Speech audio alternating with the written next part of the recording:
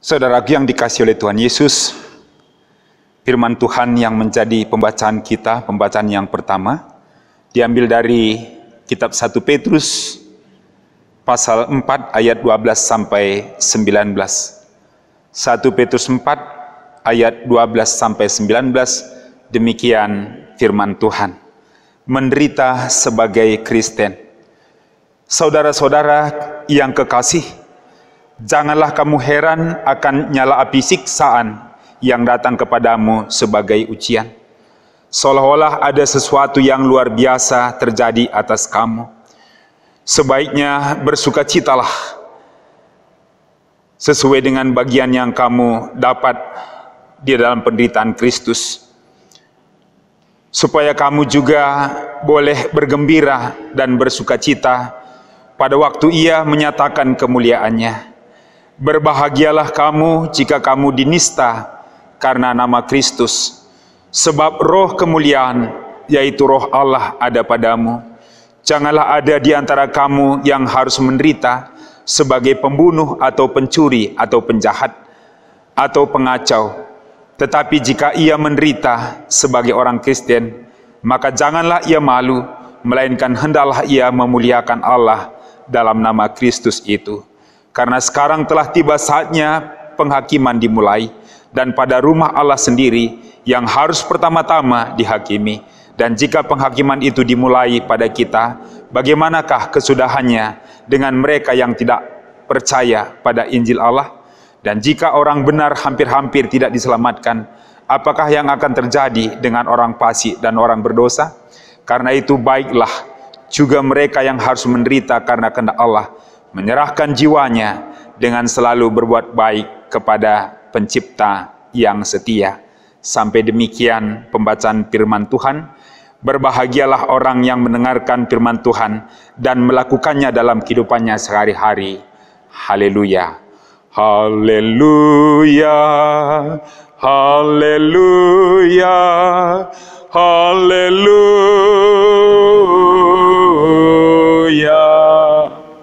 Kita berdoa. Bapa kami yang di surga, kami bersyukur ya Tuhan, karena hingga saat ini Engkau terus menyertai hidup kami. Walaupun Bapa kami merasakan ada pergumulan yang berat kami alami, sehingga kami tidak melakukan kebaktian kami secara bersama-sama di gereja, tapi kami melakukannya di tempat kediaman kami masing-masing. Tapi itu tidak mengurangi sukacita kami Bapa. Engkau yang menyempurnakan sukacita kami. Kami percaya bersama dengan setiap umat Tuhan, khususnya di GBKP Kilometer 8, bersama-sama memuji, memuliakan nama Tuhan. Kami rindu akan firman-Mu ya Bapa. Berkati hamba-Mu di dalam menyampaikan firman-Mu. Di dalam Yesus Kristus kami berdoa dan mengucap syukur. Amin. Saudaraku yang dikasihi Tuhan Yesus, firman Tuhan yang menjadi renungan bagi kita pada Minggu Pasion yang kelima diambil dari Mazmur 69 dimulai ayat 30 sampai 37. Demikian bunyi Alkitab. Tetapi aku ini tertindas dan kesakitan. Keselamatan daripadamu ya Allah, kiranya melindungi aku.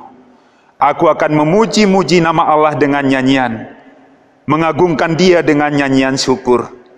Pada pemandangan Allah itu lebih baik daripada sapi jantan, daripada lembu jantan yang bertanduk dan berkuku belah. Lihatlah hai orang-orang yang rendah hati, dan bersukacitalah kamu yang mencari Allah. Biarlah hatimu hidup kembali, sebab Tuhan mendengarkan orang-orang miskin, dan tidak memandang hina orang-orangnya dalam tahanan.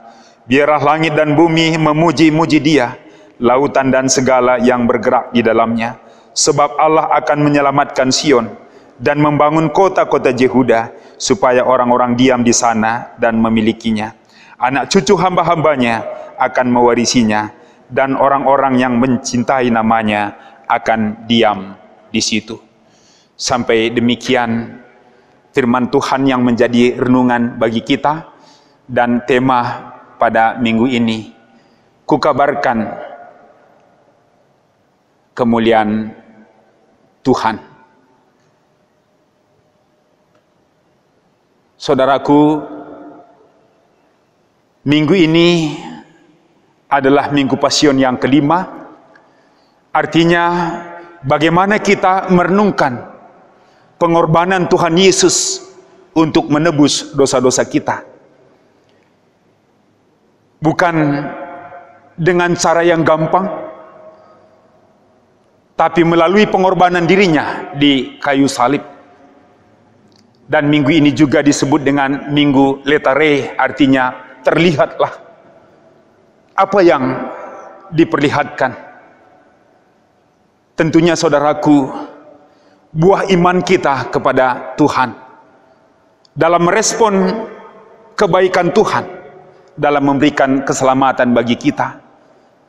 Sebab kita diselamatkan hanya oleh karena anugerah Allah. Artinya kita yang berdosa, tapi Tuhan Yesus yang menjadi korban, menanggung hukuman atas dosa kita. Sehingga Rasul Paulus mengatakan dalam Efesus 2 ayat 8-9, sebab karena kasih karunia kamu diselamatkan oleh iman. Itu bukan hasil usahamu, tetapi pemberian Allah. Itu bukan hasil pekerjaanmu. Jangan ada orang yang memegahkan diri. Artinya saudaraku, tidak ada jalan yang lain ketika kita merasakan bagaimana pengorbanan Tuhan Yesus, selain daripada mengucap syukur kepada Tuhan untuk merespon keselamatan oleh karena kemuliaan Tuhan yang senantiasa mau mengasihi kita. Dan bagaimana kita merespon, itulah tema kita pada minggu ini. Kukabarkan kemuliaan Tuhan. Bapak Ibu Saudara sekalian, mari kita melihat dalam 3 bagian firman Tuhan yang menjadi renungan bagi kita pada minggu ini. Melalui invokasio dari kitab Habakuk, bagaimana Habakuk merasakan penderitaan bangsa Israel, bangsa pilihan Tuhan. Dan dia merespon begitu cepat, menilai mengapakah bangsa Israel, bangsa yang dikatakan bangsa pilihan Tuhan, dihukum. Dan yang menghukum adalah bangsa yang tidak lebih baik dari bangsa Tuhan. Dan inilah yang menjadi pergumulan di dalam kehidupan Habakuk, tetapi pada akhirnya dia mendapatkan jawaban bahwa orang jahat tidak akan pernah selamat, tetapi orang yang jujur akan hidup oleh karena menyerahkan diri kepada Tuhan. Dan itulah kemuliaan yang dijanjikan oleh Tuhan kepada umatnya. Sehingga Habakuk mengangkatkan doa kepada Tuhan, supaya setiap umat Tuhan mau tetap hidup dalam kebenaran, hidup dalam pengandalan akan Tuhan. Demikian juga saudaraku yang dikasihi oleh Tuhan Yesus, Petrus di dalam nas bacaan kita juga menyatakan satu pergumulan. Mengapa orang Kristen, mengapa orang yang telah mengikut Yesus mengalami penderitaan? Dan di sini Petrus memberikan kekuatan dan menunjukkan satu gambaran bagaimanakah penderitaan yang dialami di tengah-tengah dunia ini. Ada dua gambaran penderitaan yang dikatakan oleh Petrus. Yang pertama adalah penderitaan yang dialami oleh manusia, yang diakibatkan karena hidup di dalam dosa, hidup dalam perbuatan yang jahat, membunuh, mencuri, mencampuri urusan orang lain, dan seterusnya. Tetapi ada juga penderitaan yang dialami, dan khususnya yang mau Rasul Petrus katakan kepada umat Tuhan, kepada orang Israel, bahwa penderitaan itu juga dialami oleh orang-orang yang telah percaya. Penderitaan yang dialami oleh karena mengikut Kristus. Tetapi ada perbedaan yang kontras yang dinyatakan oleh Petrus. Kalau kita menderita oleh karena mengikut Kristus, katanya bersukacitalah, berbahagialah. Ini diungkapkannya dalam bahasa Yunani dengan kata makarios atau makarioi, artinya berbahagialah, diberkatilah. Karena memang sangat pantas ketika orang-orang yang percaya kepada Yesus dan mengikut Yesus akan melakukan hal-hal yang benar, akan melakukan tindakan-tindakan untuk menyatakan kemuliaan Allah dalam hidupnya. Dan memang ketika mengerjakan keselamatan ini tentu sebagai koreksi kepada dunia yang berdosa, sehingga mungkin saja dunia membenci dan melakukan tindakan yang mengakibatkan penderitaan bagi orang yang percaya. Tetapi Petrus mengingatkan bahwa berbahagialah kita yang menderita oleh persekutuan kita dengan Kristus. Ini digambarkannya sebagai suatu ujian, seperti emas yang harus dibakar supaya mendapatkan emas yang murni. Demikianlah kita dalam hidup kita sebagai orang yang percaya. Bersukacitalah ketika kita mau mengambil bagian di dalam penderitaan Yesus Kristus. Kita akan mengalami makaroi. Dan ketika kita sudah mengalami itu, apa respon kita? Iya, tidak ada yang lain. Bahwa keselamatan itu juga harus diberitakan ke tengah-tengah dunia. Kita harus mengabarkan seturut dengan tema pada minggu ini. Dan saudaraku yang dikasihi oleh Tuhan Yesus, dalam nats khotbah kita, Mazmur 69, judul perikop ini adalah doa dalam kesesakan. Daud mengawali seruan, selamatkanlah aku ya Allah, sebab air telah naik sampai ke leherku. Artinya dia merasakan begitu berat tekanan dalam hidupnya. Walaupun dia tidak tahu apa penyebab dia harus menderita. Kalau kita melihat konteks ini, dia menderita oleh karena Saul ingin membunuh dia. Saul ingin melenyapkan dia. Ini yang menjadi pergumulan.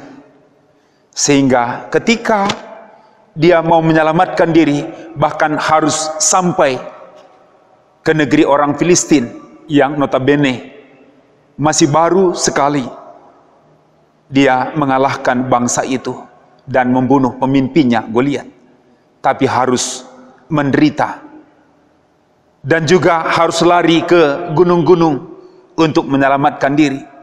Sehingga inilah menjadi kesaksian yang dirasakan oleh Daud dalam kehidupannya. Sehingga melalui Mazmur ini dia menyaksikan kesaksian iman Dan dia katakan, keselamatan daripadamu ya Allah kiranya melindungi aku. Dan benar Bapak Ibu Saudara sekalian, pengalaman-pengalaman iman itu dia nyatakan melalui doa dan menjadi kesaksian bahwa Tuhan tetap bekerja, sehingga dia meminta supaya setiap orang percaya terus mau menyembah Tuhan di dalam kehidupannya, terus mau mempermuliakan Tuhan di dalam kehidupannya. Dengan demikian, Daud menyatakan bagaimana Tuhan memberikan keselamatan bahkan kepada orang-orang yang tertindas, orang-orang yang miskin, bahkan yang terpenjara oleh karena kesaksian iman. Dan memang dalam perjanjian lama kita bisa melihat bahwa banyak orang yang terpenjara bukan karena kesalahan dia, tapi mungkin karena keberadaannya yang tidak mampu, sehingga orang yang berkuasa membuat hutang terhadap dia, dan ketika dia tidak mampu membayar, dia dipenjarakan. Demikian juga sering terjadi kesalahan ditimpakan kepada dia. Inilah yang dikatakan oleh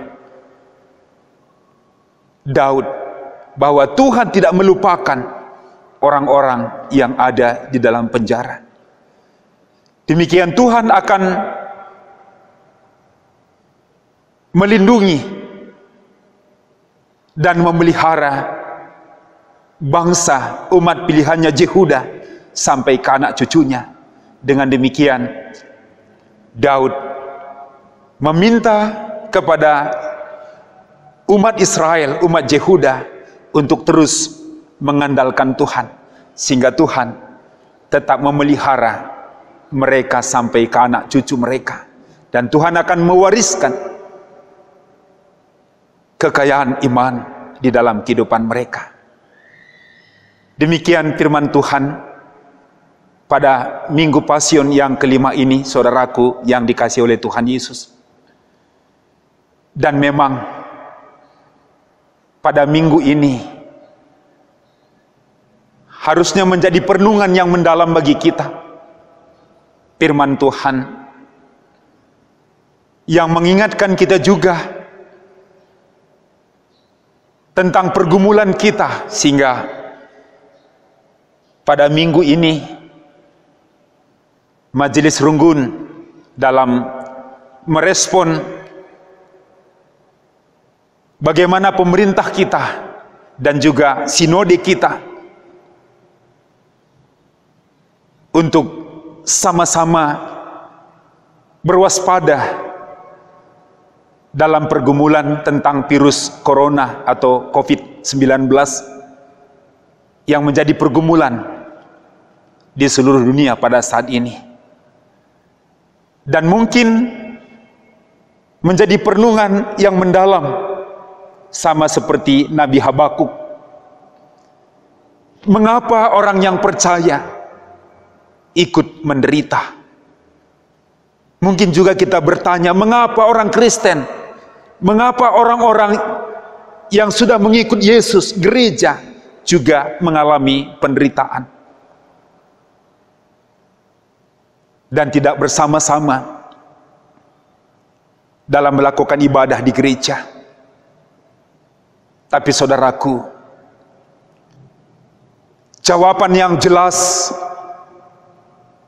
bahwa umat pilihan Tuhan, demikian juga kita sebagai orang Kristen, orang yang percaya, merasakan bagaimana Tuhan bekerja. Dan juga Petrus yang telah menyatakan bagaimana orang-orang Kristen juga harus menderita, tapi dengan keyakinan penuh, ketika kita menderita sebagai orang percaya, kita akan mengalami makarios atau kebahagiaan, kita akan diberkati. Itu yang dirasakan oleh Petrus bagi orang-orang yang percaya. Jadi janganlah sekali-sekali kita meninggalkan iman, tetapi sebaliknya kita diminta untuk mengandalkan Tuhan dalam setiap langkah hidup kita. Dan juga bagaimana Daud dalam Mazmurnya meminta supaya kita terus menyembah Tuhan, jangan pernah berhenti walau bagaimanapun situasi yang kita hadapi. Bahkan situasi yang kita rasakan tidak memungkinkan adanya jalan keluar, tetapi kita merasakan sebagaimana Daud rasakan, Tuhan bekerja. Tuhan tidak pernah berhenti dalam memelihara untuk memberikan keselamatan bagi bangsanya. Demikian saudaraku, pada minggu ini kita dipanggil untuk memberitakan tentang kemuliaan Allah. Benar, COVID-19 ini telah menjadi pergumulan yang serius bagi kita, menjadi kewaspadaan bagi kita bagaimana memutus rantai penyebaran virus. Tidak boleh tidak saudaraku, kita juga sebagai orang percaya harus proaktif merespon bagaimana sikap dalam mengatasi ini secara dunia yang dianjurkan oleh orang-orang yang berkompeten, yang telah menggali ini. Dan ini juga menjadi dasar bagi pemerintahan kita. Beberapa daerah yang saat ini mengalami pandemi virus corona, dan kita berdoa supaya jangan sampai ke kota kita, kota Medan, Sumatera Utara. Tapi kewaspadaan yang dimintakan oleh pemerintah kita, hal yang utama dan terutama, itu yang diminta supaya kita saling menjaga. Dengan terlebih dahulu kita menjaga diri kita. Dan dikatakan bahwa tindakan yang paling aman, stay at home, artinya kita tinggal di rumah. Dan saat ini kita merespon dengan 14 hari tinggal di rumah kita, dan kita menjaga kebersihan diri, menjaga kebersihan rumah kita, lingkungan kita. Dimintakan supaya kita rajin cuci tangan di air yang mengalir, memakai inspektan, hand sanitizer, dan juga bagaimana kita menjaga jarak supaya virus ini tidak terjangkit kepada kita. Dan sungguh luar biasa, terlebih-lebih kita diminta untuk tinggal di rumah, berdoa bersama-sama dengan seisi keluarga kita, bernyanyi bersama-sama. Bahkan hari ini kita berkebaktian bersama-sama di tengah-tengah keluarga kita. Tapi tidak mengurangi rasa sukacita kita, saudara. Dan memang panggilan Tuhan hari ini, kukabarkan kemuliaan Tuhan. Ya, Tuhan meminta kita supaya mengasihi Dia. Tetapi bukan dengan cara mengasihi secara membabi buta, atau gagah-gagahan, atau sok rohani. Tetapi dikatakan mengasihi Tuhan dengan segenap akal, dengan segenap tenaga, dan dengan sepenuh jiwa. Bukan dengan menyatakan bahwa jangan takut, Tuhan pasti melindungi kita. Sungguh saudaraku, memang iman pribadi kita percaya bahwa Tuhan senantiasa memelihara kita. Tapi kita juga memiliki akal dan pikiran,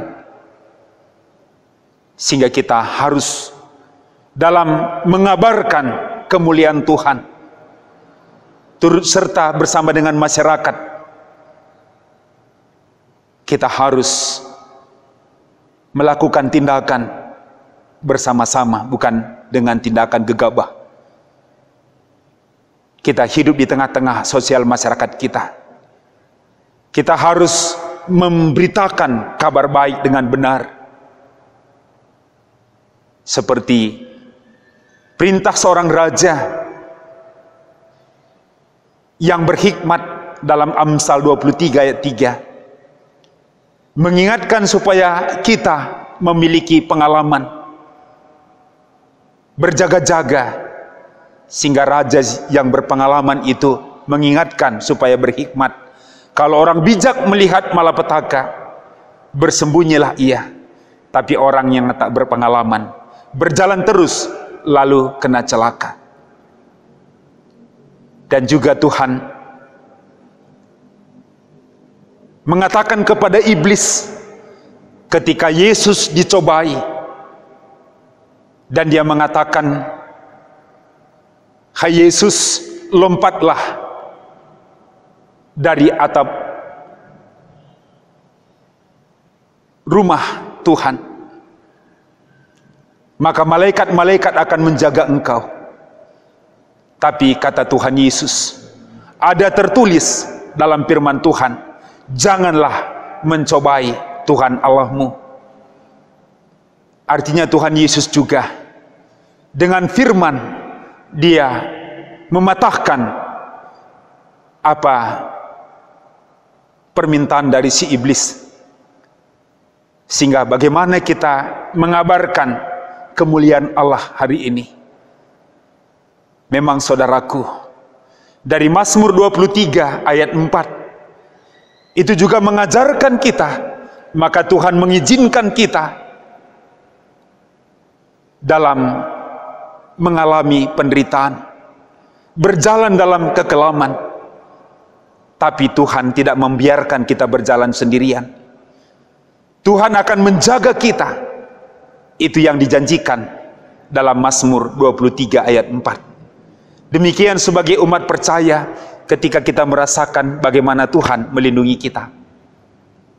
Demikian pada saat ini kita berdiam diri bersama dengan keluarga kita untuk turut serta dalam pergumulan ini. Bukan berarti kita tidak berani, bukan berarti kita tidak mengerjakan apa-apa, tapi kita mengerjakan bagian kita.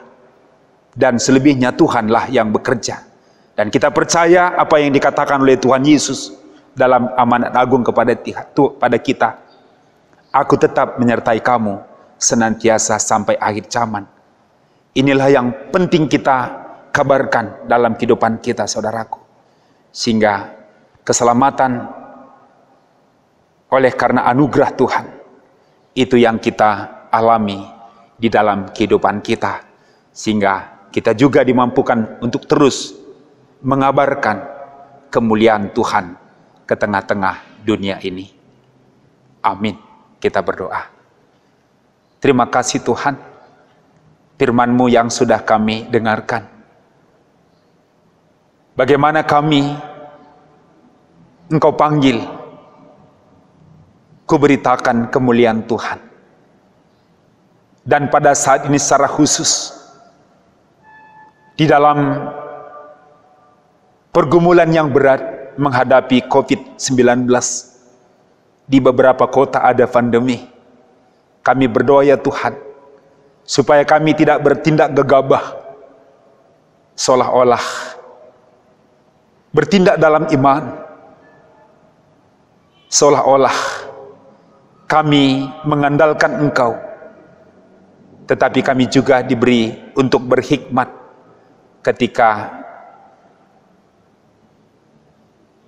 orang bijak melihat malapetaka, maka bersembunyilah ia. Tapi orang yang berpengalaman, orang yang tidak berpengalaman berjalan terus, lalu kena celaka. Inilah hikmat kami sehingga kami turut serta. Stay at home, hidup di tengah-tengah keluarga kami. Dan ikut petunjuk dari orang-orang yang berkompeten untuk memutus penyebaran virus ini ya Bapa. Demikian Kau bekerja untuk memberikan keselamatan bagi kami. Di dalam Yesus Kristus kami menyerahkan kehidupan kami ya Bapa. Amin.